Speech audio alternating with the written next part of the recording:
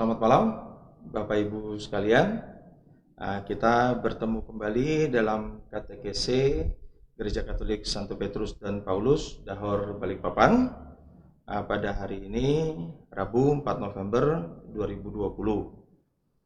Malam hari ini, tema kita adalah mengenai orang-orang kudus dengan subtema.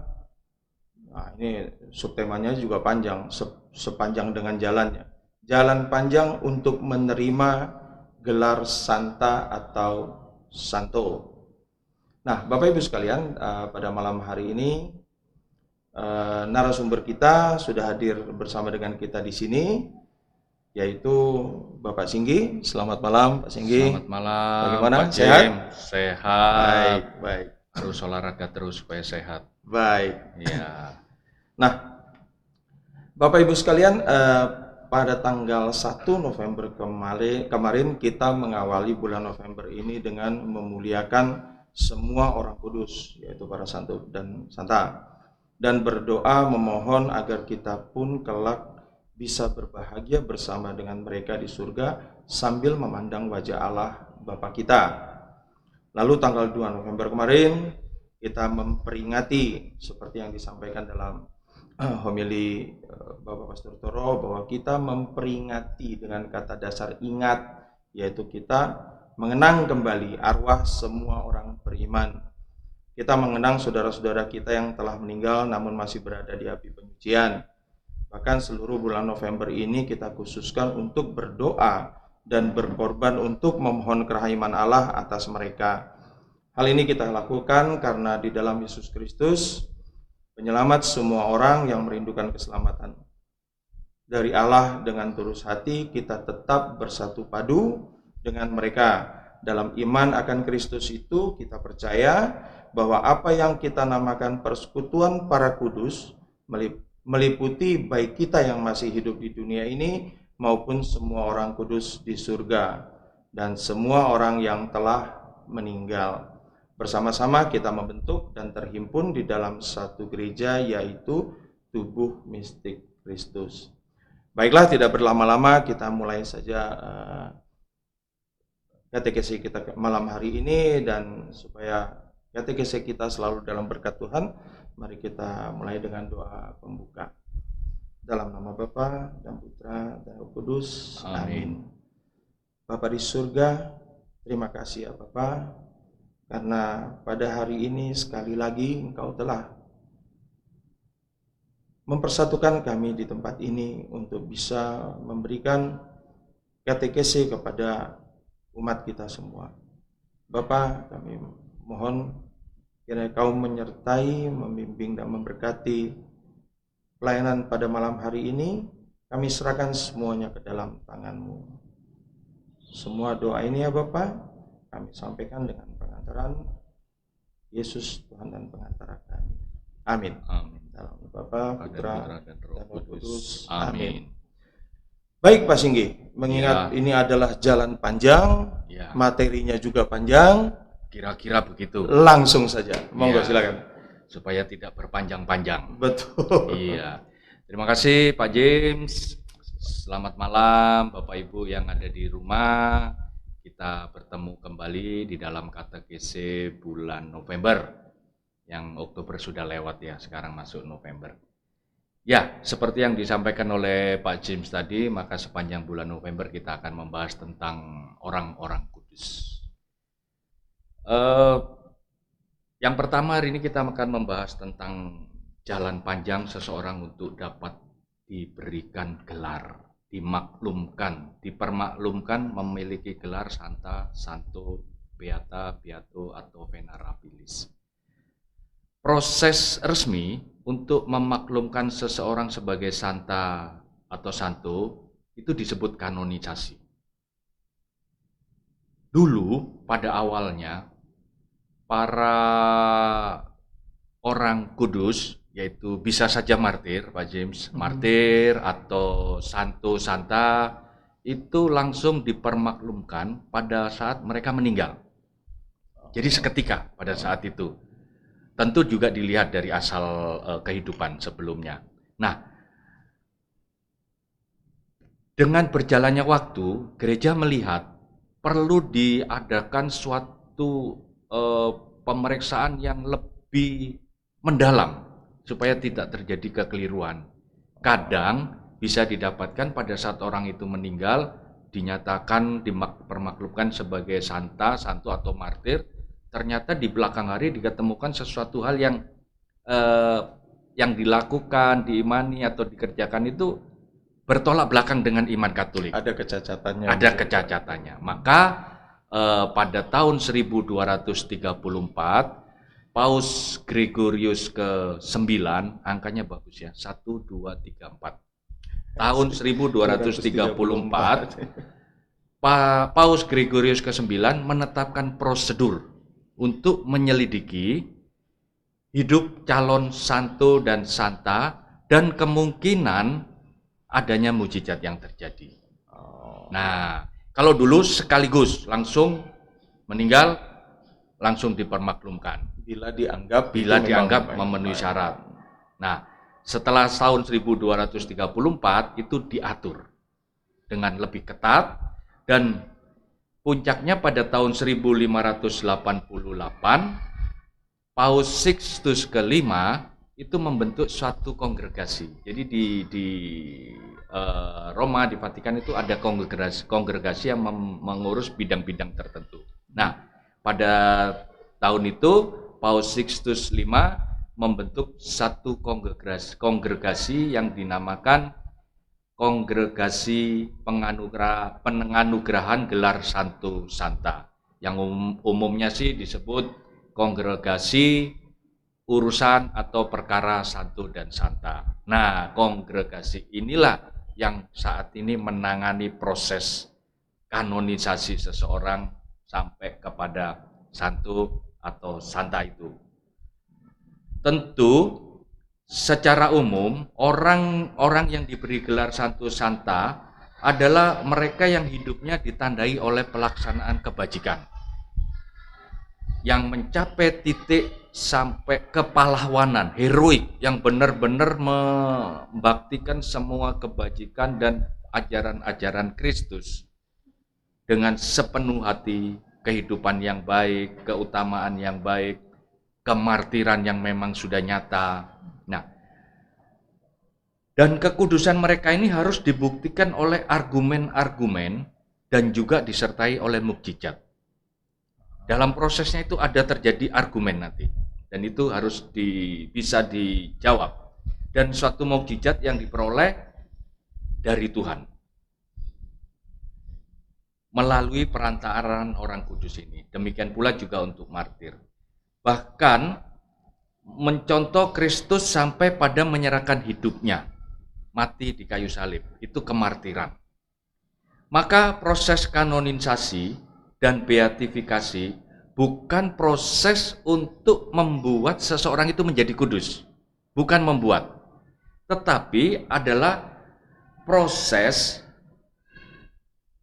yang mendeklarasikan bahwa orang itu kudus. Bahkan kekudusannya itu ada sebelum dideklarasikan, sebelum dipermaklumkan. Jadi gereja Katolik, Paus itu tidak membuat, tidak menciptakan seorang kudus. Tetapi memang kekudusan itu sudah ada pada diri seseorang itu, kemudian dilakukan penelitian, akhirnya ditetapkan bahwa memang ini layak untuk dipermaklumkan sebagai orang kudus, sebagai santo atau santa. Nah, santo dan santa itu bukanlah hak eksklusif para selibat, imam, suster, tetapi juga bisa para awam. Banyak santo-santa yang berasal dari awam. Itu secara sepintas Pak James tentang proses jalan panjang menerima gelar dan santo. Ya. Jadi kita kalau sudah melihat seperti ini, jelas bahwa sampai pada diumumkannya, dimaklumatkannya bahwa seseorang itu menjadi santo santa itu melalui sebuah proses yang sangat panjang dan sangat rumit. Sangat panjang, bisa sampai ratusan tahun. Baik. Oke, kita akan membahas itu lebih lanjut nanti. Namun sebelum sampai ke sana, eh, kita melihat bahwa ada banyak pertanyaan sebenarnya mengenai orang-orang kudus ini, mengenai Iya, santo, mengenai santa. iya, Kita juga tahu begitu banyak daftar orang-orang yang sudah diumumkan menjadi orang-orang kudus, iya, ya kan? Bahkan yang terakhir kalau tidak salah seorang anak muda iya. dianggap anak milenial Milenial, iya, yang diumumkan menjadi Beato, beato iya, di dalam hal yang mungkin yang dulu kita tidak pernah eh, tahu ada proses iya, seperti ini. iya. Jadi di dalam hal yang berkaitan dengan kehidupan Dunia digital ya. digital, betul, Baik. betul.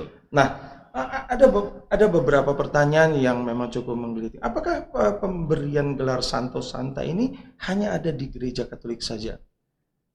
Oke, baik, Pak Jim. Jadi pemakluman ya, pernyataan bahwa yang bersangkutan adalah santo dan santa, gelar santo dan santa.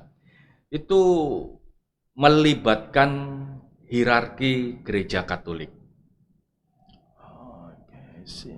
yang dimulai dari sejak mereka yang dicalonkan menjadi santo dan santa itu sama-sama masih hidup. Di dalam kehidupan sehari-hari itu seseorang selalu dinilai oleh orang lain. Nah, penilaian ini melekat, kemudian melalui satu lingkungan atau umat-umat sekitarnya atau dari uskup setempat atau dari pastor setempat itu mengajukan. Jadi prosesnya itu ada 4 tahap untuk bisa sampai ke sini. Maka proses yang melibatkan santo santa, pemakluman santo dan santa ini memang hanya ada di gereja Katolik karena melibatkan hierarki gereja Katolik. Prosesnya seperti ini, melewati 4 tahapan, yaitu yang pertama ketika seseorang yang dianggap kudus pada saat masa hidupnya, ketika dia meninggal, itu diajukan oleh umat setempat atau pastor setempat kepada uskup setempat. Oh, oke. Nah, Baik. pada saat itu dimulailah pemeriksaan oleh uskup setempat dengan perangkatnya. Diteliti hidupnya, diteliti imannya, Tingkat kelayakannya lah. tingkat kelayakannya, kebajikannya, keutamaannya, semua diteliti. Ketika memang diputuskan dianggap layak, maka dibuatkan suatu salinan dari semua kebajikan-kebajikan, kelayakannya, kehidupannya itu dan dikirimkan kepada kongregasi urusan santo dan santa yang tadi sudah saya jelaskan di depan. Nah, proses ini pun tidak sebentar, cukup panjang. Kalau kita sampaikan sekarang mungkin hanya 2 menit. Iya. Tetapi pada proses kenyataannya itu sangat panjang sekali. Nah, ketika hal itu sudah diterima oleh kongregasi, maka dia berada pada posisi servant of God, pelayan Tuhan, hamba Allah. Nah, setelah sampai di posisi hamba Allah, kemudian transumtum tadi itu salinan untuk sejarah kehidupan dia, keutamaan dia itu sudah sampai di kongregasi, maka kongregasi pun akan melakukan penelitian yang lebih lanjut. Ya, jadi ini masih sudah panjang. Lapis berikutnya sudah masih akan diteliti lagi. Iya, baik. Betul. Nah, sebagai respon dari permintaan itu, kemudian kongregasi akan melakukan penelitian. Penelitian ini berlaku cukup lama. Umumnya paling minim itu 5 tahun baru betul-betul penyelidikan yang lebih mendalam. Dan itu belum tentu hasilnya akan lebih bisa cepat. Bisa terjadi cepat itu seperti Paus Yohanes Paulus II, itu prosesnya cepat. Itu prosesnya cepat. Setelah informasi lengkap, terjadi, maka selain transumtum itu tadi dikirim, uskup setempat juga mempresentasikan, menjelaskan kepada kongregasi dan kepada hierarki di Roma. Kemudian oleh kongregasi ditunjuk seseorang yang disebut namanya postulan. Itu kalau dia berasal dari selibat atau imam atau biarawati, biasanya postulan itu berasal dari ordo mereka sendiri. Saya tidak menyebut kongregasi supaya tidak rancu dengan kongregasi tadi. Saya sebut dari ordo aja. Misalnya dari OMI, maka yang menjadi postulan itu dari OMI. Karena postulan dari OMI ini yang paling tahu tentang kehidupan itu. Maka itu digali lagi. Di dalam posisi servant of God, digali lagi dia. Nah, informasi yang masuk dari hamba Allah itu akan menjadi satu pertimbangan untuk menetapkan sebagai venerabilis. Nah, gereja pun juga menyelidiki selain imannya, juga tulisan-tulisannya. Juga segala perkataan-perkataan dia selama masih hidup. Adakah yang menyimpang dari ajaran gereja? Atau adakah ajaran-ajaran yang dianggap sesat? Nah, kalau itu sudah tidak ada, maka informasi ini dikumpulkan, kemudian dibuatlah suatu keputusan sebagai servant of God tadi. Kadang di dalam proses itu bisa saja terjadi bahwa jenazah yang sudah meninggal itu juga dilihat apakah ada tindakan-tindakan mistik di dalam tubuh itu. Bukan untuk melihat satu keajaiban tentang tubuhnya rusak atau tidak rusak, tetapi lebih kepada menyelidiki. Ya mohon maaf, saat ini kan banyak juga orang yang punya susu, punya apa, hal-hal yang seperti itu. Nah, itu termasuk diselidiki.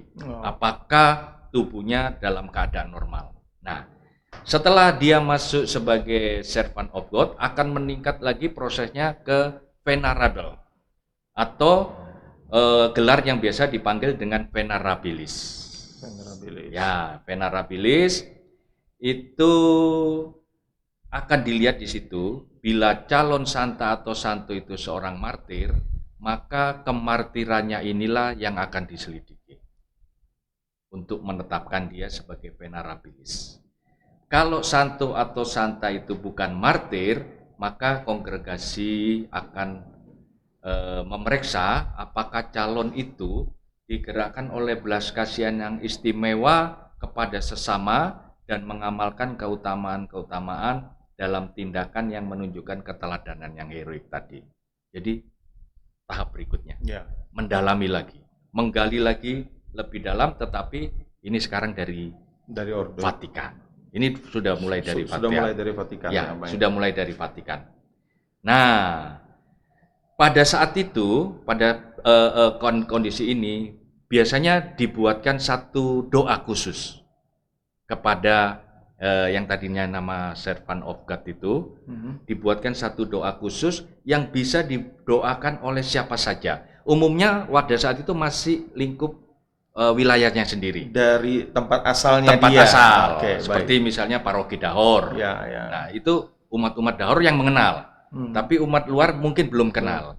Nah, dibuatkan satu doa, ini boleh dibawakan untuk doa, untuk bukan memohon kesembuhan kepada yang bersangkutan, orang tersebut, tetapi memohon agar calon santo santa itu mendoakan kita, mendoakan yang hidup, mendoakan yang hidup kepada Allah, tentu dengan perantaraan Kristus juga.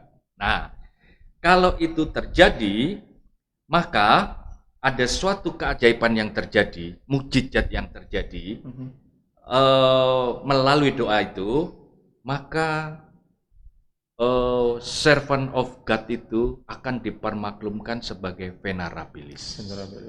Satu tingkat naik lagi. Nah, namun pada saat di venerabilis, proses venerabilis ini, ada satu lembaga, yaitu yang disebut dengan promotor iman. Ini seperti satu lembaga, satu kelompok orang yang mencoba untuk menyangkal apa yang dilakukan oleh kongregasi ini. Jadi terjadilah satu perdebatan, diskusi, seperti jaksa. Ya.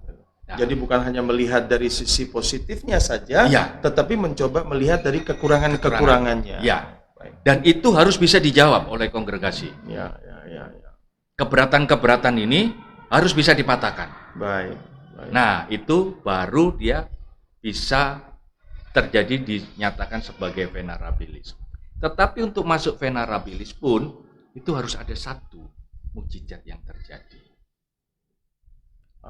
Misalnya mungkin pada saat umat dari lingkungan dia memohonkan doa melalui dia, terus kemudian memang mukjizat itu terjadi, misalnya seperti itu ya. Iya, betul. Baik. Nah, yang baru saja terjadi, yang tadi Pak James sampaikan, itu Carlo Akustik.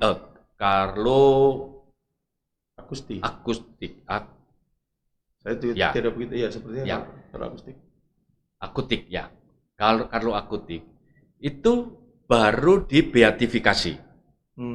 Baru dibeatifikasi itu artinya sebelumnya dia venerabilis. Dia sudah di dalam posisi sebagai venerabilis. Okay. Nah, di dalam prosesnya venerabilis itu dia meninggal tahun 2006. Beatifikasinya baru sekarang. Jadi 14 tahun proses itu. Cukup singkat. Itu hanya naik dari venerabilis menjadi beato.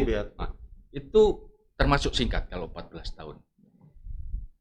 Apa yang terjadi? Kenapa dia sampai ditetapkan sebagai beato, dia beatifikasi? Karena ada seorang anak yang namanya Matius, itu dia mempunyai masalah sejak kelahiran, penyakit yang disebut anular pankreas. Dia di dalam ini tidak mungkin ada makanan di dalam ini. Ketika dia makan langsung keluar. Jadi pengobatan sudah tidak ada, tidak bisa sudah. Nah, terjadilah suatu keajaiban ketika keluarganya berdoa, minta didoakan melalui Carlo Acutis ini. Terjadi keajaiban. Keajaiban itu tidak bisa dijelaskan secara medis. Dari situlah maka dia dinyatakan resmi sebagai dalam proses beatifikasi kemudian dia dinyatakan memang ini bisa. Ya, karena ada mukjizat. Yang terjadi. Mukjizat itu terjadi di tahun 2013. Jadi tidak serta-merta.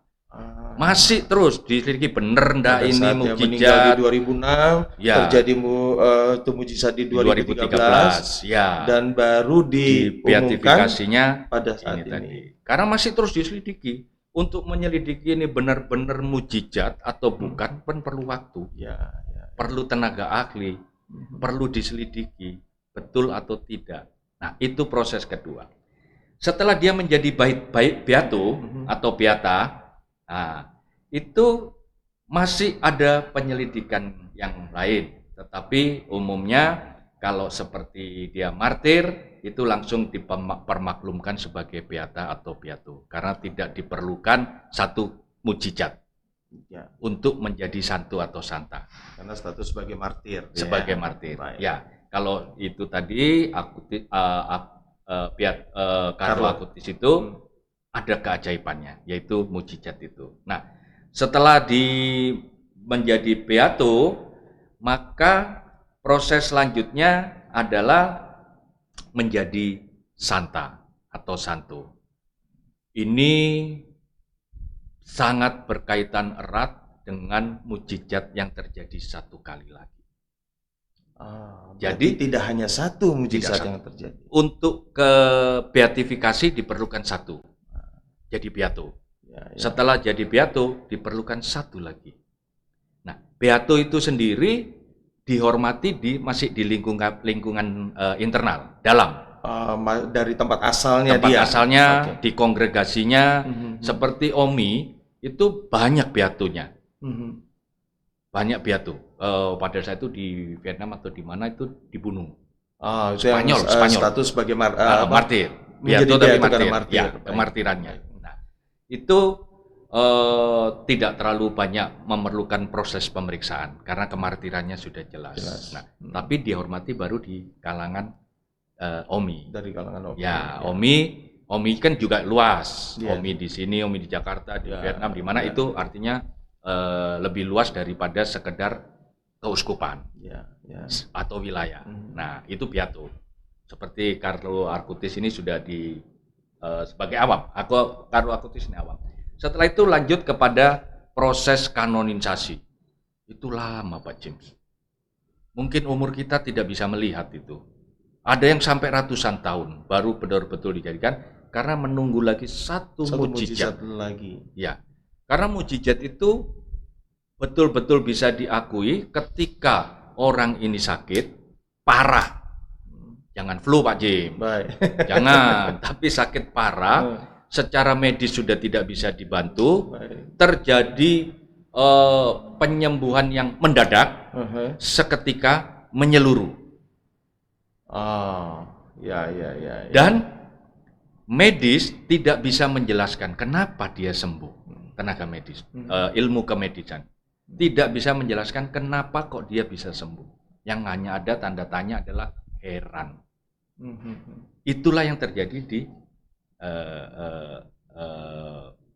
untuk proses beatifikasi dari Carlo tadi. Demikian juga waktu kanonisasi. Jadi proses lain tidak ada, tetapi proses keajaiban, mujizat yang ditunggu. Dan bila dalam kasus Carlo ini bahwa Beato Carlo ini bahwa mujizat itu terjadi karena ada pengantaraan doa yang disampaikan melalui Beato Carlo ini. Betul sekali. Dan itu harus dibuktikan juga harus tentunya. Dibuktikan. Karena memang dia harus mendoakan terus-menerus. Seseorang ini harus mendoakan terus-menerus. Jadi bukan Beatonya ini yang menyembuhkan, tidak. Ya. Tetapi dia sebagai perantara. Disembuhkan oleh Allah melalui perantaraan permohonan umat melalui Beato. Beato ini yang mendoakan. Ketika dia ada keajaiban itu terjadi, artinya Beato ini orang yang kita doakan, kita minta sebagai pendoa bagi kita itu betul-betul sudah ada di surga. Dia bisa berhadapan langsung dengan Allah, dengan perantaraan Kristus juga ya. Artinya sudah di surga. Hanya mereka yang bisa membantu doa bagi kita. Wah, berarti kita lihat cukup panjang ya. Panjang sekali. Tadi ada 4 tahapan. Yang pertama kita harus melalui tahapan sebagai servant of God. Kemudian kita harus mendapatkan status sebagai venerabilis. Betul. Setelah itu kita baru bisa dinyatakan sebagai beato atau beata. Ada mujizat. Setelah ada mujizat. Kemudian dengan adanya mujizat lainnya lagi, baru bisa dilakukan proses kanonisasinya. Santa atau santo. Sebagai santa atau santo. Jadi baru diumumkan dia sebagai santa atau santo. Bukan gereja menciptakan santo dan santo, tapi memang hidupnya memang dia adalah santa dan santo. Gereja hanya mempermaklumkan. Iya, begitu Pak James. Panjang loh Pak James. Wow. Kita cerita 2 menit. 2 menit. Tapi prosesnya mungkin bisa ratusan tahun. Betul itu. Begitu. Baik. Lalu ada lagi pertanyaan berikutnya. Misalnya ini kadang-kadang kita memang harus kalau tadi kan ada disebut satu kelompok yang boleh berargumentasi seolah-olah sebagai jasa yang mempertanyakan kebenarannya. Betul. Mempertanyakan itu lebih tepat. Lalu ada satu pertanyaan. Kadang-kadang kalau salah satu mujizat yang dianggap bisa dijadikan dasar pengajuan seseorang untuk menjadi orang kudus itu misalnya adalah jenazah yang tidak rusak meskipun setelah dikubur selama bertahun-tahun, ada yang puluhan tahun, ada yang bahkan sampai ratusan tahun maka akan ada timbul pertanyaan bagi sekelompok orang yang mungkin tanda kutip mencurigai misalnya bahwa bisa saja seseorang itu memang semasa hidupnya dia sudah disiapkan Ya. nantinya untuk menjadi orang kudus, dan mungkin dari pihak gereja. Ya, ini kita bukan berarti kita meragukan, tidak, tapi kita perlu mengetahui pertanyaan-pertanyaan seperti ini. Bahwa dicurigai dia mungkin sudah disiapkan untuk menjadi orang kudus, sehingga pada saat proses dia meninggal mungkin sudah melalui proses mumifikasi atau apa, sehingga dia punya jenazah bisa awet sampai sekian lama. Itu bagaimana tanggapan gereja? Baik, istilahnya jenazah direkayasa gitu ya. ya. Kira-kira Oke. seperti itu. Yang pertama-tama,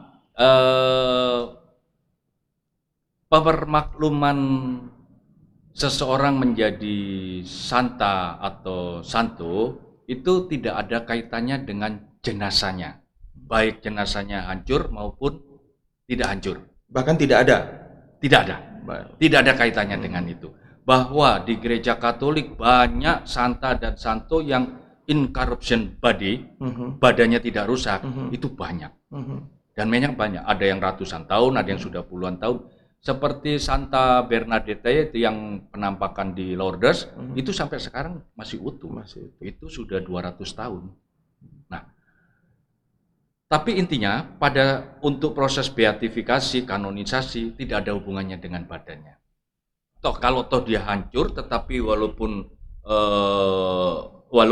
badannya hancur, tapi kalau keutamaan dan sebagainya, mujizat tadi terjadi, ya dikanonisasi. Artinya memenuhi persyaratan dia sebagai. Jadi kalaupun misalnya keadaan jenazah yang utuh itu hanyalah salah satu itu adalah boleh ada boleh tidak.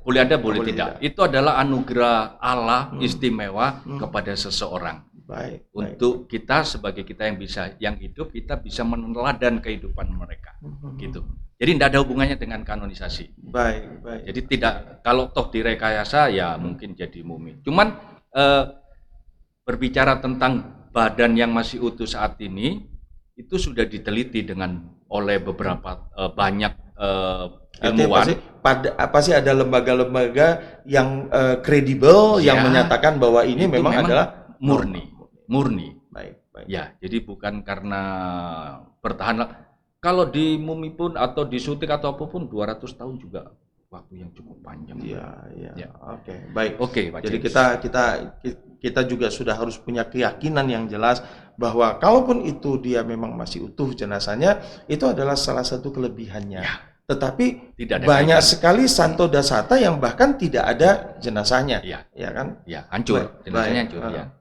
Satu lagi, pemberian gelar santo dan santa oleh gereja Katolik. Itu ada yang mengatakan seolah-olah seperti kita menduakan Tuhan. Bagaimana? Ketika kita memang meminta kesembuhan dari santo dan santa, itu memang kita menduakan. Meminta santo-santa untuk menyembuhkan kita. Oke. Tetapi kita meminta santo dan santa itu mendoakan kita. Karena kita percaya dalam proses beatifikasi, kanonisasi itu adalah suatu permakluman bahwa santo dan santa ini sudah ada di surga. Artinya sudah ada di rumah Bapa. Bersama-sama dengan Kristus. Bersama-sama dengan Allah Bapa. Bersama-sama dengan Bunda Maria. Nah, tinggal ketika kita meminta sesuatu kepada santo santa itu untuk mendoakan kita. Sama ketika kita berdoa kepada Salam Maria, kita bukan minta Maria untuk mengabulkan doa kita. Tetapi Santa Maria doakanlah kami. Untuk menyampaikan doa kita, membantu menyampaikan doa kita kepada Tuhan. Betul. Kalau saya kenal baik dengan Pak Jim, kita serumah ini Pak Jim. Ada orang asing yang Pak Jim tidak kenal, misalnya kenal sepintas lalu, datang ngomong sama Pak Jim, saya pinjam uang 500. Kira-kira Pak Jim langsung mau kasih enggak? Masih berpikir-pikir. Tetapi kalau dia lewat sama saya kenal Pak Jim. Pak Jim, pinjam dong 500, itu dia perlu, tapi saya yang jamin nih. Iya. Jadi lebih kepada begini ya. Kalau saya bisa Jadi menduakan bukan mendoakan.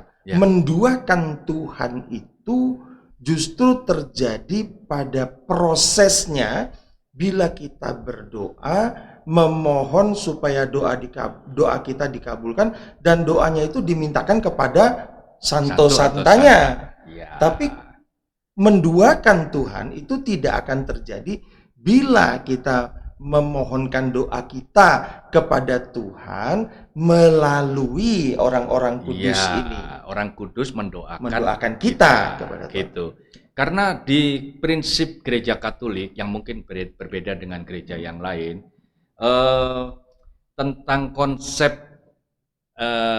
satu-satunya perantara, Yesus adalah satu-satunya perantara kita kepada Bapa, ya.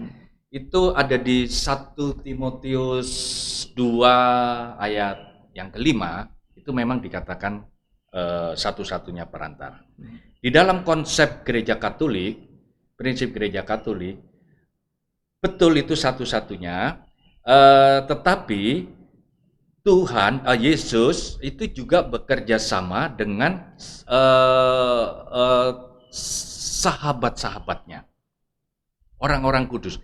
Ketika mereka sudah dibeatifikasi sebagai, dikanonisasi sebagai santa atau santo, mereka menjadi sahabat Allah. Nah, di dalam satu syahadat kita, salah satu kalimatnya menyatakan persekutuan para kudus. Persekutuan para kudus. Dan di situ termasuk di dalamnya. Betul. Para santo dan santa ini masuk di dalam persekutuan para kudus. Pak James tadi sudah membukanya dengan sangat baik untuk menyampaikan kepada Bapak Ibu di rumah bahwa persekutuan kudus ini adalah suatu badan di mana kepalanya adalah Kristus. Nah, ketika tadi Pak James tanyakan tentang apa tadi Pak James? Bahwa seperti kita menduakan Tuhan. Ya. Jadi santo dan santa ini sudah menjadi satu tubuh dengan Kristus, yang Kristus adalah kepalanya. Ketika kita meminta santo dan santa itu untuk mendoakan, maka tetap doa yang disampaikan oleh santo dan santa itu keberhasilannya dikabulkannya tetap tergantung kepalanya. Melalui perantaraan Iya. Kristus. Kepala tubuh ini adalah Kristus. Iya. Kemudian nanti bisa saja terjadi pertanyaan berikutnya. Kalau gitu ngapain saya harus lewat perantara santo atau santa? Saya bisa langsung kepada Kristus. Bisa. Itu boleh, tidak apa-apa. Memang itu sudah betul. Tetapi ketika kita melewati santa dan santo, maka itu menunjukkan kerendahan diri kita. Bahwa kita ini orang yang memang berdosa, tapi kita tahu santo dan santa itu sudah ada di surga, maka kita memohon agar santo dan santa ini juga ikut mendoakan kita. Kita berdoa, santo dan santa juga berdoa, dan kenyataannya banyak mukjizat yang terjadi di situ. Pada saat kita mendoakan melalui para santo orang dan kudus. santa. Itu ya. Dan santo dan santa ini juga, apakah kita harus melewati santo dan santa? Tidak. Kita boleh langsung berdoa kepada Kristus. Tetapi umumnya di gereja Katolik, setiap orang itu mempunyai nama baptis santo dan santa. Kenapa kita pakai itu? Kita memilih, kita mau meneladani santo ini. Benar. Ya, maka kita pakai nama itu. Nah, itu bedanya prinsip di gereja Katolik. Ada kesatuan para kudus. Kesatuan para kudus di situ ya. Begitu Pak James. Baik. Ya, memang mungkin bagi saudara-saudara kita yang tidak mengimani Katolik, mungkin ini akan terdengar agak berbeda, tapi karena memang begitulah adanya, kita sebagai orang Katolik. Baik. Lalu kita tahu bahwa ada santo-santa yang mendapatkan gelarnya itu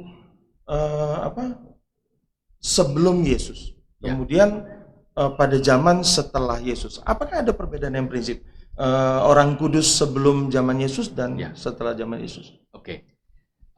Sebelum saya jawab itu, saya nambahkan lagi kenapa kita lewat Santo dan Santa.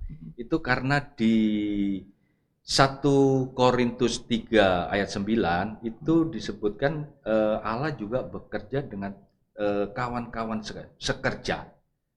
Semua orang kudus itu adalah kawan sekerja dari Allah. Nah, apa bedanya? Dan juga ada bahwa di 1 Timotius 2 ayat 1 kita diminta untuk berdoa untuk sesama. Syafaat. Oke. Nah, sekarang kalau saya bisa doa kepada Kristus langsung sebagai pengantara utama, kenapa saya harus minta doa lewat Pak James? Kita masih sama-sama hidup loh. Ya, ya. Kenapa saya harus minta doa lewat pastor? Ya. Kenapa saya masuk lewat doa lewat pendeta, penatua? Saya bisa langsung kok sama Tuhan. Ya, ya. Ya. Apa itu menduakan? Tidak. Apalagi kalau ini yang kita minta doa adalah Santa dan Santo, yang secara statusnya memang jauh lebih tinggi daripada kita-kita yang masih hidup. Kita gereja yang masih berziarah, gereja yang menderita, itu ada di api pencucian. Gereja yang kudus, ini adalah mereka yang sudah ada di surga. Santa dan Santo itu. Jadi kalau kita melompat untuk minta ini, tentu akan lebih afdol daripada saya minta doa sama Pak James. Ya. Bukan berarti tidak boleh minta, Pak James tolong doakan saya. Itu wajar kita bicara. Saya mau jalan ini, Pak James doain ya, selamat sampai di tempat. Saya doa sama Pak James, saya doa pada Santa pelindung saya. Tidak ada yang salah dengan itu. Tidak ada yang salah. Baik. Nah, Benar. masuk kepada apa yang Pak James tanyakan mengenai orang-orang yang hidup sebelum pada Santo dan Santa yang sudah dimaklumkan sebagai Santo dan Santa sebelum zaman Yesus dan setelah zaman Yesus. Nah, pada tepatnya mereka yang hidup di zaman sebelum Yesus itu adalah juga orang kudus.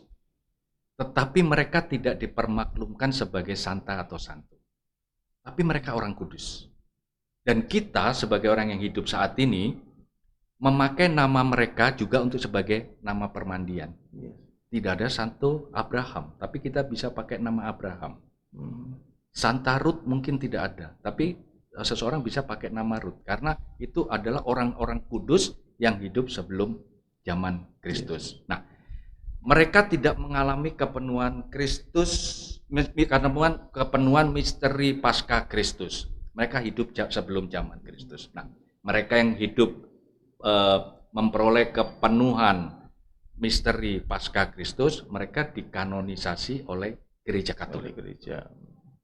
Pada saat itu gereja belum ada. Tetapi Allah sudah ada. Allah yang sama adalah ada di situ.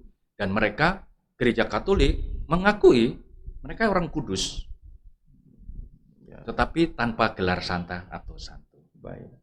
Orang yang dikanonisasi itu pasti orang kudus, tapi orang kudus belum tentu dikanon. Kira-kira begitu Pak James. Baik. Saya kira mungkin itu yang saya ingin tanyakan. Mungkin ada penjelasan lain yang ingin Pak Singgi sampaikan lagi sebelum saya sampai kepada kesimpulan? Ya, baik Bapak Ibu yang ada di rumah, ada sebab mengapa kita menggunakan nama baptis orang kudus. Nama baptis saya dua, satu nama baptis, satu penguatan atau krisma. Zaman dulu pakai dua. Nah, itu supaya seseorang yang mempergunakan nama Santo atau Santa itu bisa meniru teladan dari Santo dan Santa tersebut di dalam kehidupannya. Dan nama yang kita pakai itu juga akan menjadi pelindung bagi kita. Bukan berarti kita menduakan dengan Allah, tetapi mereka menjadi pendoa bagi kita.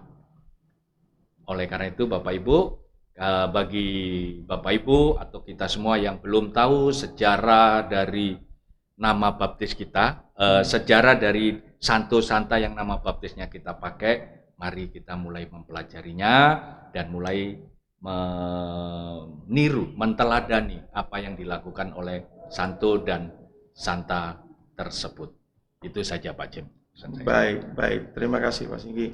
Satu penjelasan singkat mengenai panjangnya proses sampai seseorang di kanonisasi.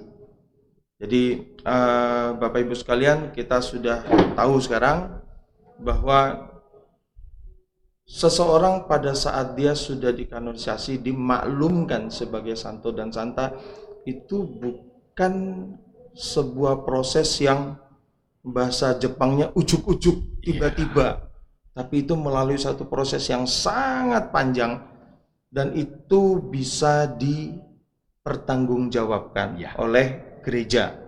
Baik, itu saya pikir satu kesimpulan pertama mengenai orang-orang kudus kita. Lalu satu lagi yang sangat penting dan itu sudah disampaikan sepintas oleh Pak Singgi tadi di awal, bahwa orang kudus ini bukan dibuat. Bukan dibuat. Jadi kita tidak membuat seseorang itu menjadi kudus, tidak membuat seseorang itu dianggap sebagai orang kudus. Tetapi bahwa orang itu memang dari awalnya semasa hidupnya dia sudah menunjukkan kekudusan hidupnya. Jadi proses kanonisasi ini itu hanya kasarannya kita cuman mengumumkan saja, mengesahkan saja bahwa seseorang ini memang disebut sebagai orang kudus atau santo santa. Jadi saya kira itu dua kesimpulan yang paling utama yang harus kita pahami bersama. Semoga katekese kita hari ini bisa memberikan pencerahan lebih mendalam lagi kepada Bapak Ibu sekalian di rumah. Saya pikir itu Pak Singgi? Ya. Baik, terima kasih Pak Jim. Ya, baik.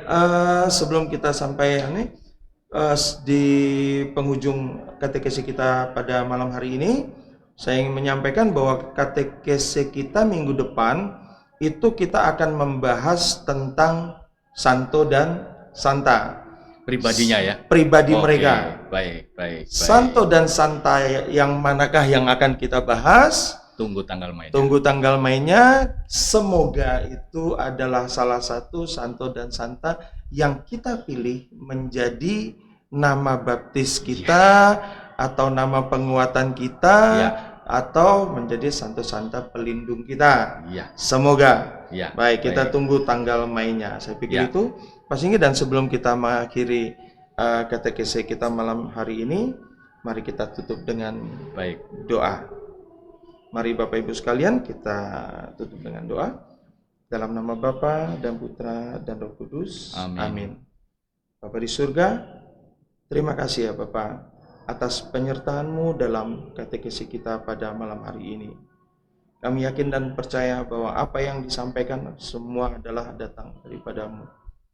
Kami yakin dan percaya bahwa apa yang disampaikan itu semua demi kemuliaan nama-Mu. Sebentar lagi kami akan selesai dari sini. Kiranya Kamu berkati kehidupan kami ke depannya. Kami serahkan semuanya ke dalam tangan-Mu. Semua doa ini ya Bapa, kami sampaikan dengan pengantaran Kristus Tuhan kami. Amin. Dalam nama Bapa dan Putra dan Roh Kudus. Amin. Terima kasih. Selamat malam. Terima Bapak kasih Ibu, juga kepada selamat tim. malam. Ikuti terus ya Bapak Ibu. Semoga minggu depan nama baptis kita ada dibahas di situ ya. Baik. Sudah habis?